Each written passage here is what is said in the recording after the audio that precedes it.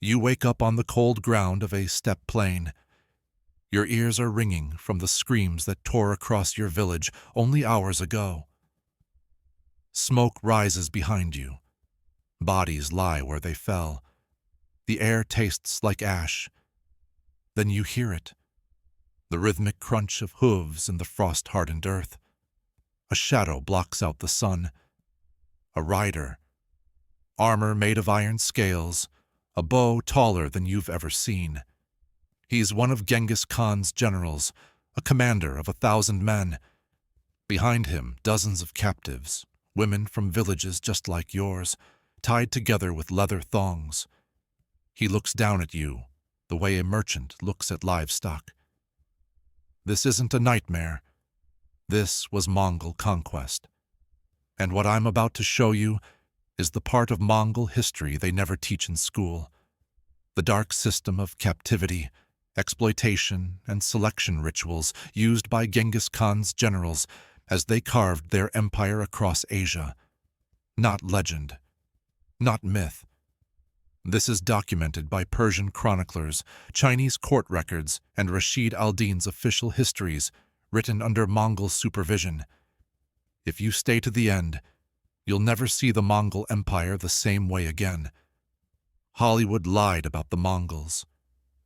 You've seen the horses, the archers, the brilliant tactics, the myth of harsh justice and equality. But you haven't seen what happened in the hours after a city fell.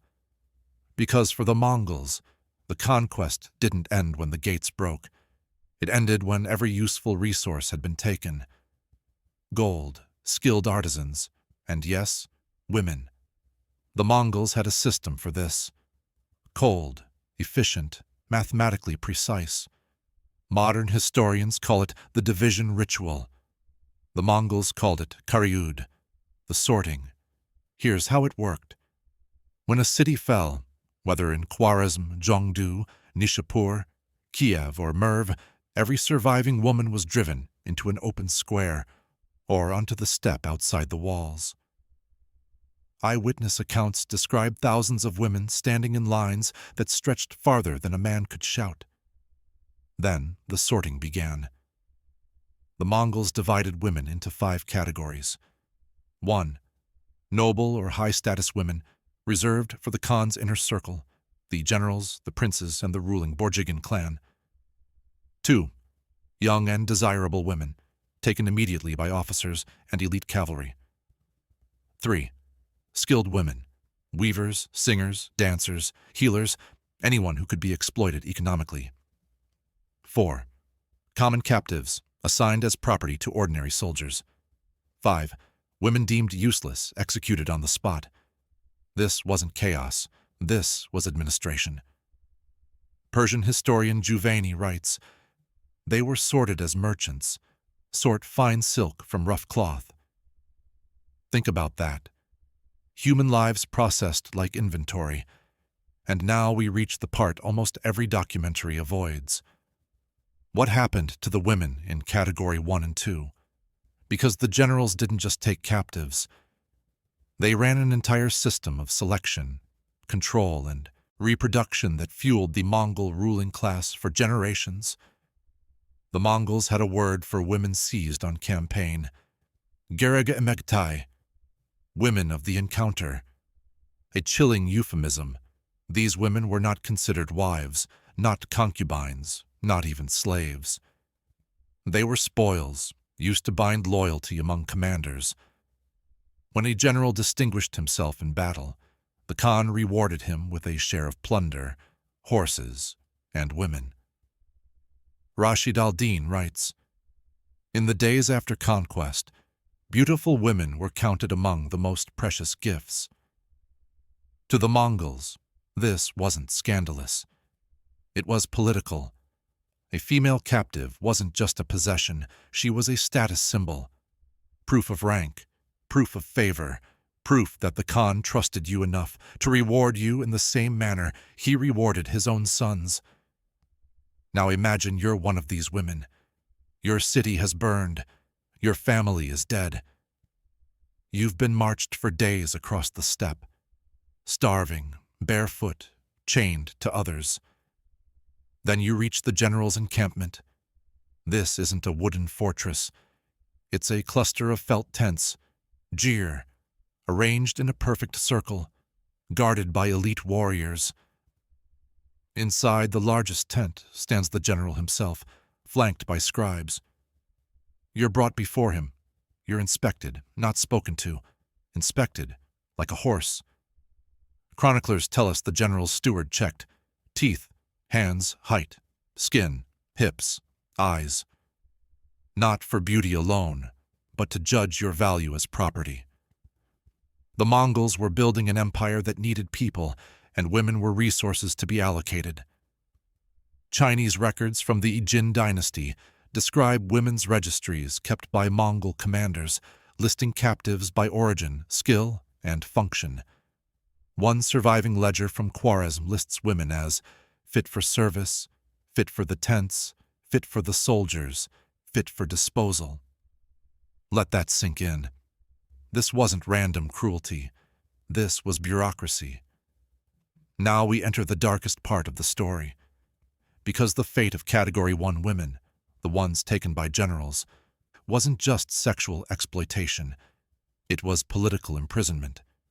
These women were confined inside guarded tent compounds called Ordagir, the women's camp. They could not leave.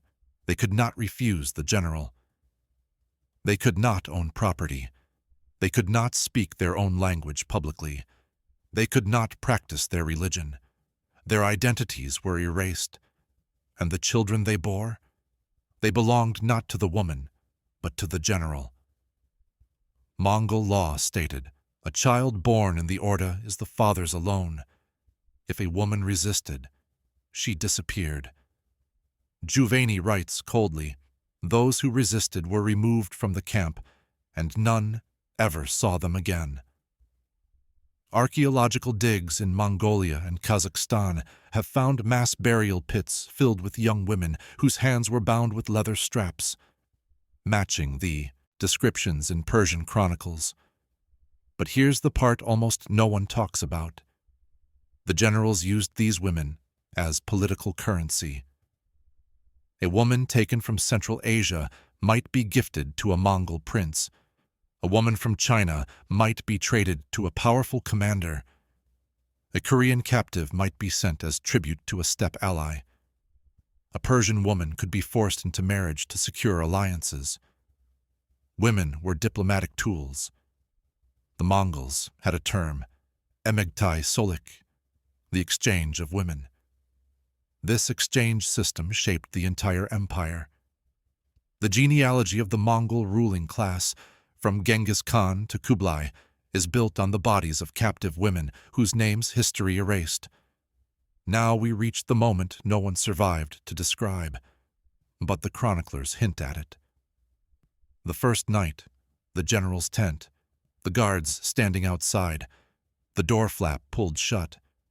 The Mongol Empire did not punish its commanders for anything they did to their captives. Persian historian Atamalik Giovanni writes, a general may do with his taken women as he pleases, for they are the prize of victory. This wasn't just accepted, it was expected. And if a general died, his captives were inherited by his sons, or redistributed to other commanders, or killed if they were no longer considered valuable. But the most chilling part of this system wasn't the violence, it was the scale. Historians estimate the Mongols took hundreds of thousands of women during their conquests, and genetic studies show something shocking. 16 million men living today carry the Y chromosome directly descended from Genghis Khan and his generals. 16 million. A biological footprint so massive it could only come from systematic, large-scale reproductive exploitation. The women behind those numbers. We don't know their names, not one. The chronicles didn't record them. The Mongols didn't preserve them. History didn't value them. But their DNA is still here, a silent witness to the darkest side of empire. Today, tourists visit Mongol museums and admire the saddles, the bows, the armor.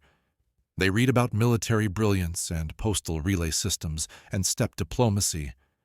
Almost no one knows the truth about the women's camps, the registries, the sorting rituals, the captivity wheels, the tent compounds guarded like prisons. But if you could stand on the steppe and listen long enough, if the wind carried the voices of the past, you would hear them. The women whose names history erased, the women who built the Mongol Empire with their suffering, the women taken by Genghis Khan's generals. If this exposed a chapter of history you've never heard before, hit subscribe and turn on notifications, because we're going to keep uncovering the stories that empires worked hardest to bury. Drop a comment with your thoughts, and I'll see you in the next investigation into the darkest corners of the past.